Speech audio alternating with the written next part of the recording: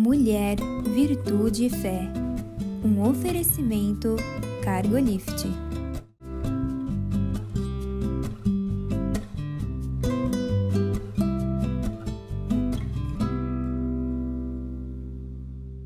Olá, queridos.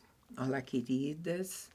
Sejam muito bem-vindos à nossa programação. É uma alegria ter você aqui. Muito obrigada pelo desejo de passarmos esses momentos juntos, não é, Eliane? Sim, seja bem-vindo mesmo, né? Que para nós é um prazer. E vamos ver se você vai gostar do assunto, né, Mirtes? Que é uma graça. Hoje eu botei como título da pauta Quando a Vida Perde a Graça. Sabe, não, mas não para se referir àqueles momentos, porque na vida de todo mundo realmente vão haver momentos onde a palavra graça, aqui mesmo, com todos os sentidos que ela possa abranger, parece ter desaparecido. São momentos de doença, momentos de perda, né? Perda de todo tipo, financeira, enfim, são momentos... Parece que a bênção não está sobre a gente, ali né? Acontece com todo mundo, porque todos nós vamos sempre perder alguma coisa, perder pessoas, né? Se a gente... Então, mas eu não estou falando desses momentos que passam por um motivo bem específico. É quando a vida perde a graça no sentido de que você acorda de manhã e não tem tanta vontade de viver. Não acontece isso? Não tem gente que relata essas coisas pra gente? Tem gente que relata. Graças a Deus, eu não tenho esse problema. Eu não vivo assim, mas eu sei que tem gente que tem. Sabe, no sentido de que perdeu a motivação, perdeu a cor, o dia se arrasta, a pessoa acorda dizendo, nossa, mais um dia. Mais um dia no sentido assim, para se arrastar, né? É claro que eu concordo com a Eliane, é muito melhor, e eu também gosto de acordar e falar que bom que tenho mais um dia, né? Para viver, para desfrutar. Mas tem muita gente que vive na tristeza, né? Vive na depressão. Quando a vida, é esse sentido que eu estou falando, quando a vida perde a graça, que a pessoa está passando, está vivendo, assim, comendo porque precisa comer, tá? Dormindo porque precisa dormir. Vive no automático, né? Num automático, assim, linear básico, mesmo, né? Básico, numa mesmice. Não existe paixão. Eu poderia trocar o título Quando a Vida Perde a Paixão, né? Porque, queridos, se nós não tivermos paixão pelas coisas, por qualquer coisa, por aquilo que a gente faz, trabalho, né? Sim. Que sentido? Então, o sentido vai, né? A paixão, o querer melhorar, o querer ir adiante, o querer um pouco mais de Deus, né? Um pouco mais da vida. Isso aí é fantástico, porque você acorda e tem vontade de fazer as coisas, né? Comigo assim. E quando eu estou falando quando a vida perde a graça, eu não estou falando para você que eu vou conversar sobre o livro de Eclesiastes, porque a Bíblia tem um livro inteirinho para demonstrar isso. Reflexão. Alguém que conseguiu tudo, e de repente acordava... Que perdeu a essência que era Deus, né? Que não fazia muito sentido, né? Sabe, existe essa graça mesmo que foi roubada, né? Tristeza, ou então... Tem pessoas que não classificam isso como tristeza, mas indiferença. Indiferença também não é uma coisa ruim? Sim. Porque a ausência O que eu não sei se vive total numa ausência, né? Eu acho que já beira uma tristeza, Mas né? a ausência de um sentimento tudo, mais, né? Concordo com você. E sabe, e tudo isso é contrário à fé, porque fé, a definição de fé é esperança, é a firme convicção daquilo que você não viu, mas que você espera, né? Então, e crê, né? É tudo o contrário da graça, né? Graça mesmo. Tanto é que o contrário da palavra graça sem graça é desgraça, né? Também, porque tem essa... É bem forte, né? Bem forte porque mesmo, né? Uma coisa é você estar aí nesse limbo, vamos dizer, nessa tristeza. E outra é você estar numa dificuldade, numa desgraça, coisas ruins, né? Coisas pesadas te acontecendo. Porque a vida... Jesus disse que nós teríamos aflições nesse mundo. Nunca seria um mar de rosas eternamente. Não é. E em 2 Coríntios 12, 9, diz assim, a minha graça é suficiente para você, pois o meu poder se aperfeiçoa na fraqueza.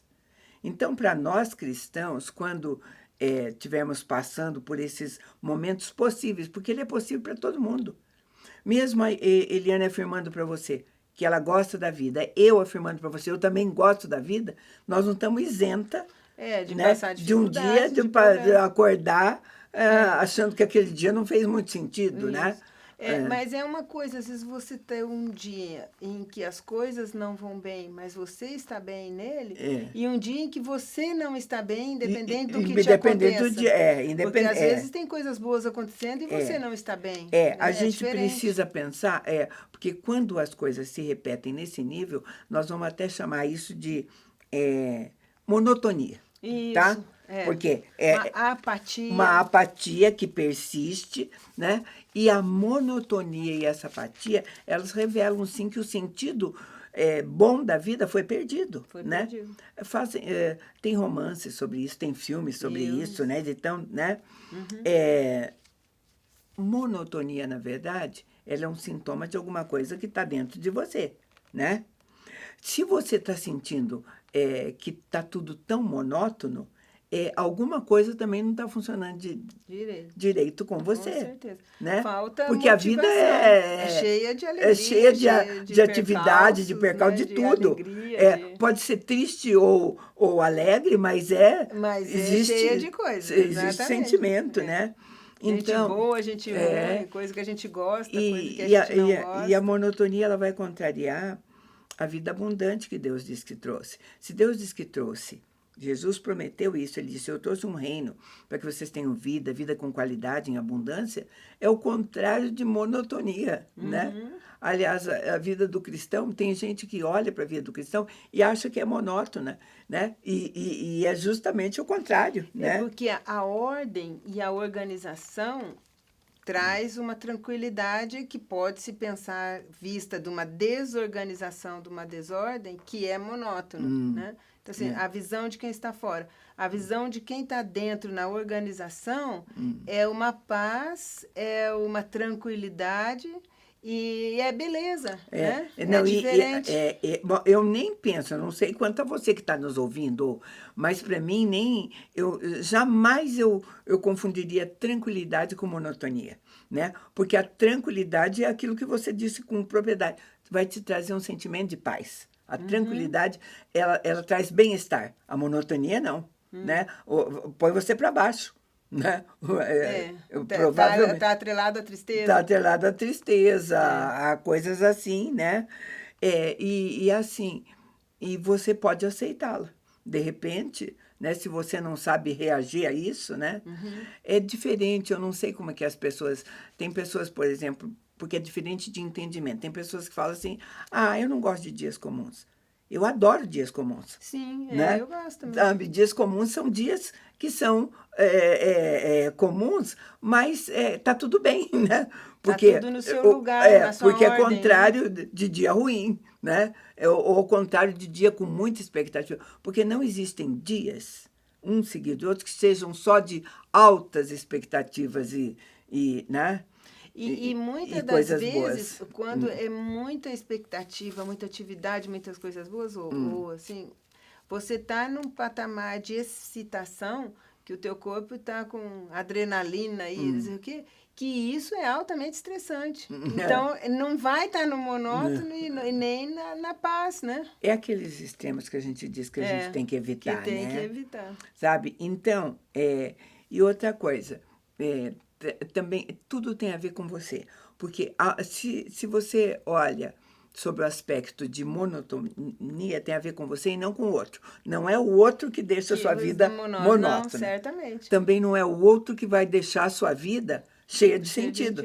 Não é. Né? Porque você vai estar trocando tudo, né? Então, mas é assim mesmo, tem pessoas que este é um motivo, é uma coisa difícil, mas quando a vida parece que perdeu o sentido, leva algumas pessoas até abandonarem essa vida. Sim, né? A maior parte das pessoas acabam se suicidando não é por causa de problemas tamanhos, é porque não encontraram sentido em continuar tão grande, vivendo, né? É um vazio, isso, uma ausência, né? De si mesmo, né? Então, sabe, queridos, o que a gente quer conversar é o seguinte: se você está caindo numa monotonia, se a sua vida não está mais, se você acha que a tua vida está muito linear, não tem nenhum tipo de graça, porque é disso que nós falamos quando a vida perde a graça, a gente quer conversar para que você encare isso como uma nova experiência, comece uma experiência diferente na sua vida. Né? Um ponto de virada, né? Um turnover aí. Vamos fazer alguma coisa para ter um pouco mais de graça, né? Desenvolver um relacionamento, sabe? Um relacionamento com Cristo mesmo, porque acabamos de ler ali que ele diz assim, a minha graça te basta. Se ele tem uma graça para nos dar, né? Se é isso que vai fazer a diferença, né? Porque bons conselhos vão dizer assim, a coisa está monótona, vá procurar o que fazer, né? Não é assim que dizem? Isso que esses dias a gente estava comentando. Não é a quantidade de atividade que você coloca na sua vida por dia que vai te dar esse sentido. Não, de jeito nenhum. Porque às vezes você vai estar cheio de atividade e sentindo o mesmo vazio. Né? Sabe, o outro dia, né, pode ser tão... né? Então, essa vida abundante prometida é uma vida que veio debaixo da promessa de graça. Ele tem graça para nós. E nós sabemos que graça, a definição de graça, é um favor de Deus para nós. Não é uma coisa que ele diz, eu vou dar graça porque ela merece ou porque ela é boazinha, porque ela é inteira. Não, é um favor imerecido mesmo, tá?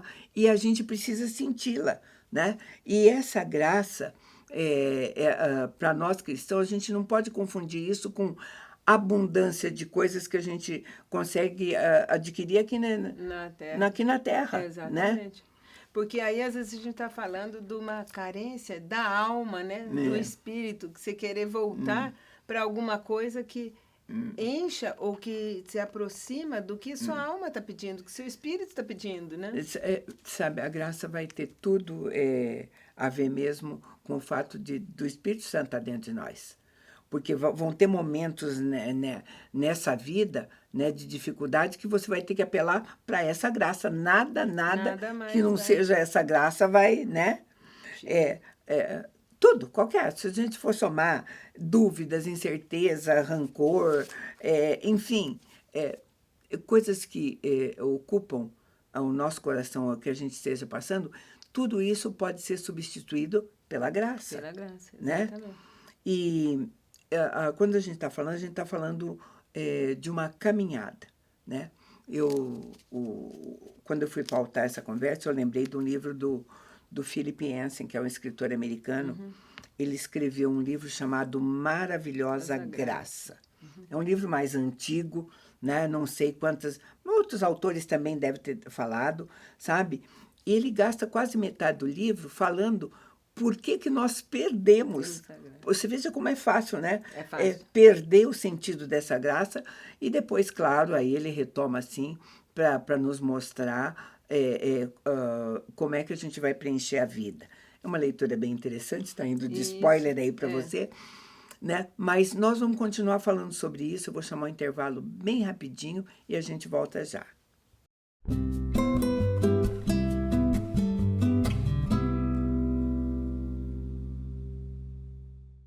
No mundo em constante transformação, nos posicionamos com a ética e a integridade. Alicerces para promover a justiça. Propomos o equilíbrio onde prosperidade e integridade caminham em conjunto, contribuindo para um mundo mais justo. Fortalecemos laços, conectamos propósitos, contribuímos com sua cultura. Juntos impulsionamos o desenvolvimento de negócios e relações éticas. Aqui a ética é nosso guia, a coragem, nosso caminho.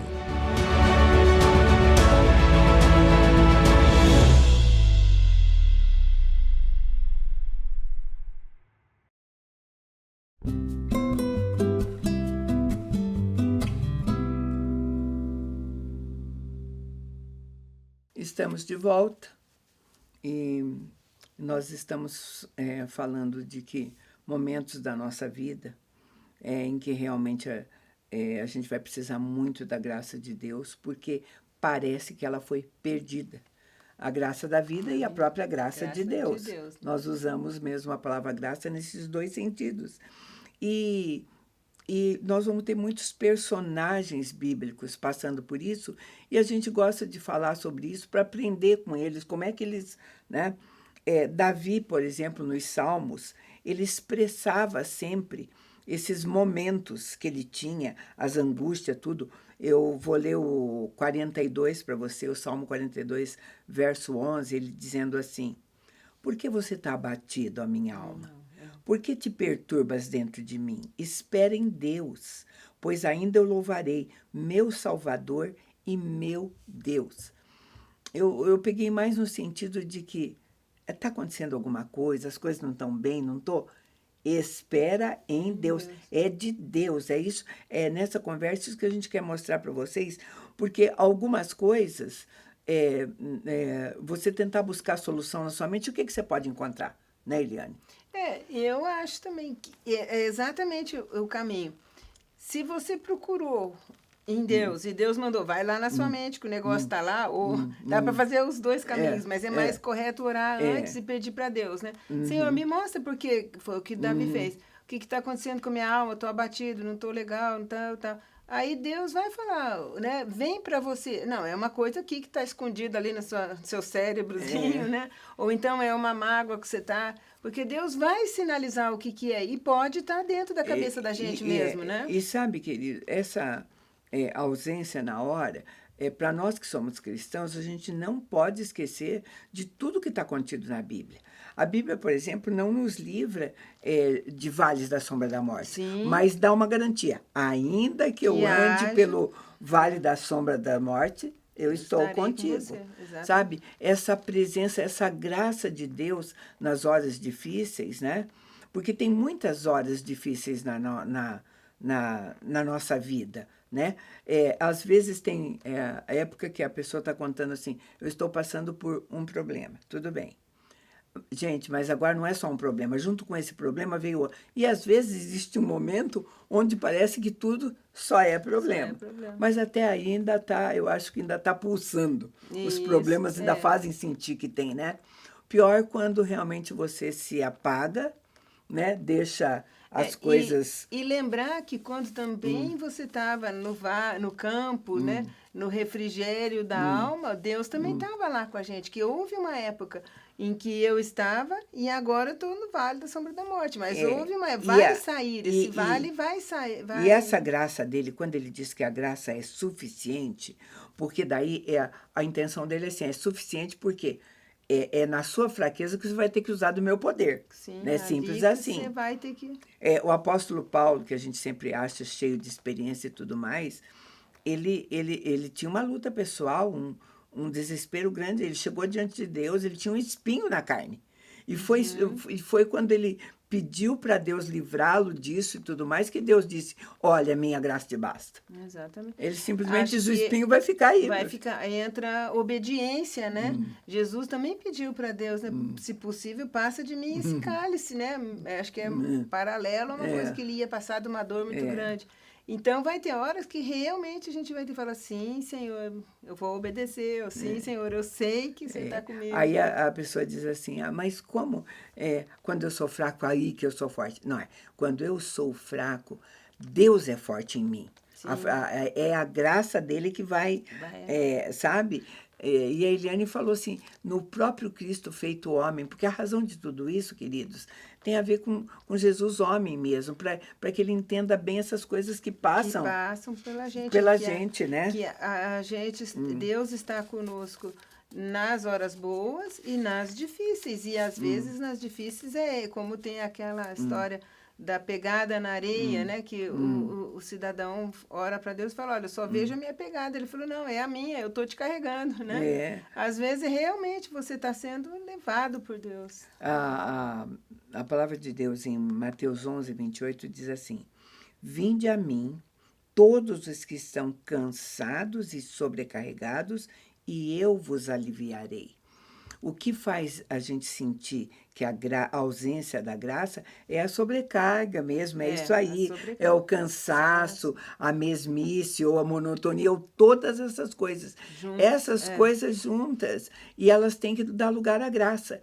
E o que nós estamos falando é que nem sempre a graça vem para tirar tudo isso. Não, a graça vem para você suportar tudo isso. Acho que a palavra legal aí é a rendição, né? Você fala, Senhor, estou aqui, entrego tudo. Né? Porque às vezes, como você disse, é um cansaço, é um estresse que você realmente está precisando parar e descansar. Então, você tem que entregar. Às vezes, essa monotonia vem de uma situação que você já está vivendo há muito tempo e está muito cansado. Então, você tem que se render a Deus e obedecer e entregar ao comando que Ele vai ter. Porque essa graça, às vezes, tem a ver só com resiliência. Você vai resistir, porque isso vai persistir por mais um tempo. É simples assim. Nem sempre Ele vai tirar na hora, né? É assim, ainda que eu ande pelo vale da morte. Não tirou, não vou tirar, né? É uma graça que vem, ela vem justamente, e a experiência dela para nós cristãos é que vai fazer a diferença, é que a graça é que vai te sustentar. Porque no natural, não é assim que a gente diz, ai, não sei como que a pessoa... Aguenta isso, exatamente. Né? De fato, natural, a gente não sabe, porque mesmo. No natural tem muita coisa que a gente não consegue mesmo, não aguenta, né? Então, hoje, nós sabemos disso. Hoje, eu acho que toda a época do ser humano, em termos de saúde, o que mais está pegando hoje é isso mesmo, depressão, burnout, ansiedade, né? E não tem, queridos, não tem a ver com raça, com classe social, com gênero, com nada. É todo mundo igualmente. Então, hoje, mais do que nunca, se a graça sempre se foi necessária na nossa vida... Hoje, mais do que qualquer outra coisa, né? Parece que é também um estilo de vida agora, né? Da pós-modernidade, que nos faz esse acelerar, esse perder um pouco a conexão com a terra, com a vida, né? Sabe, porque hoje, esses transtornos, que ainda são novos, eles não são tão... Muita gente sabe pouca coisa a respeito deles. Você não pode, por exemplo, dizer que... eu vou dizer que eles são multicasuais. Você não pode dizer que isso é hereditário. Claro que se você tem uma avó depressiva, uma mãe depressiva...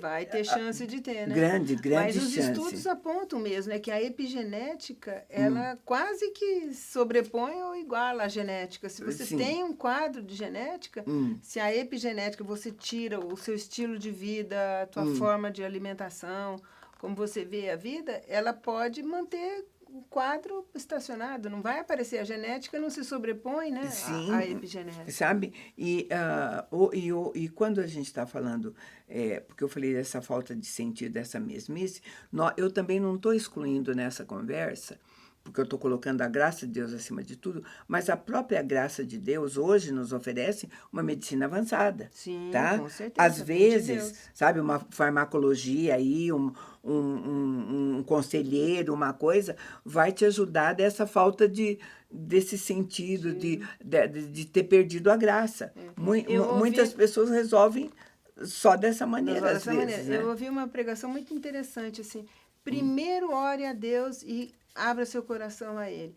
Que Deus vai decidir se Ele vai te curar por Ele mesmo, se Ele vai te orientar a buscar um profissional, se Ele vai pôr alguém que vai fazer uma revolução na sua vida de outra forma.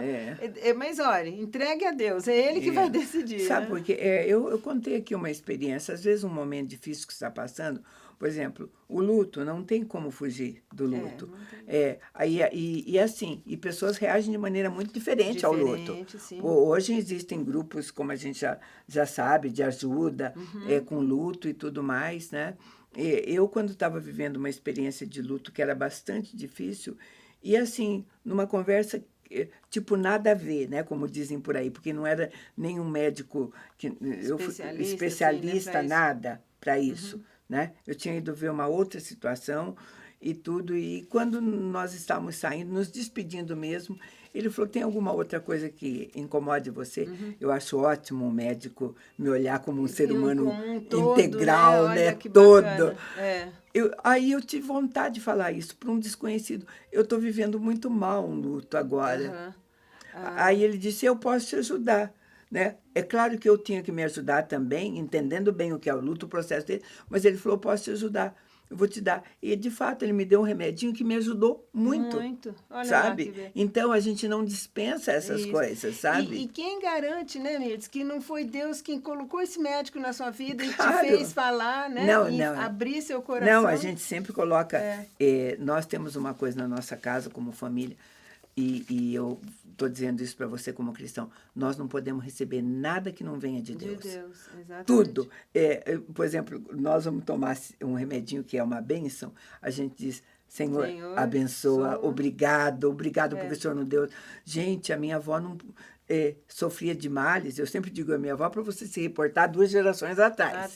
Sabe? Não existia remédio, às vezes, para o mal que ela tinha. E hoje nós temos. E a gente dá graças por isso. A gente dá graças por tudo. A Bíblia não diz que tem que dar graça por tudo. E eu estou falando de graça. A gente dá graça pelo alimento. Eu dou graça pelo remedinho que eu preciso tomar naquele dia. Que vem dele, exatamente. Porque veio dele, né? Isso, às vezes um chá faz efeito de um remédio.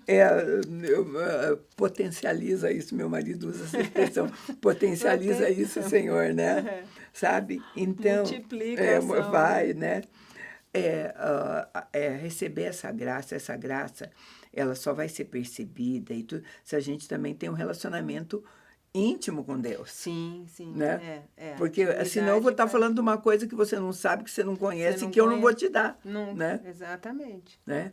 É o fato de abrirmos a palavra todos os dias, de orarmos, de confessarmos as nossas fraquezas, as nossas dificuldades, né? E pedir, principalmente, pela presença dele. Ele não vai mudar a circunstância, mas ele pode trazer a presença. Você quer ver um exemplo que eu acho maravilhoso da presença de Deus? É no livro de Daniel. Eu vou ler para você antes da gente fechar essa conversa. Daniel 3, começando no 26, diz assim: Então, chegando-se Nabucodonosor à porta da fornalha do fogo ardente, disse: Sadraque, Mesaque, Abidnego, servo de Deus Altíssimo, sai e vinde. Então, Sadraque, Mesaque e Abidnego saíram do meio do fogo. E aí, eu vou contar a história, ver como é que termina. Aí todo mundo falou, eles estavam dentro de uma fornalha ardente que tinha queimado quem tocou fogo lá. Quem foi tocar fogo morreu queimado. E eles saíram ilentos, não estavam nem cheirando fumaça. Não. Ficou todo mundo confiando em Deus. Eu digo que esse é o melhor exemplo, porque Deus não os tirou da fornalha, mas se fez presente com eles dentro da fornalha. Porque ele disse, bem que eu vi que tinha alguém andando lá com... Jogamos 3 na fornalha, né, tinha 4, tinha um a mais, sabe? Então, sabe, a graça, queridos, é realmente você trazer essa... para sentir a graça, pedir a presença dele nesses momentos. A presença dele, eu acho que vai dar todo o sentido, né, para aquilo que você precisa, para aquilo que realmente possa estar faltando, né? Vida, né? Que possa fazer.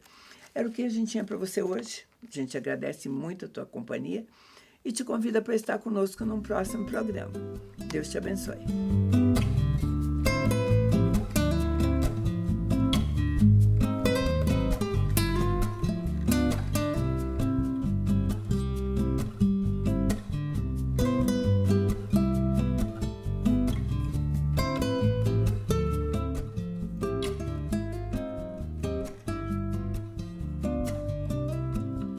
Mulher, Virtude e Fé.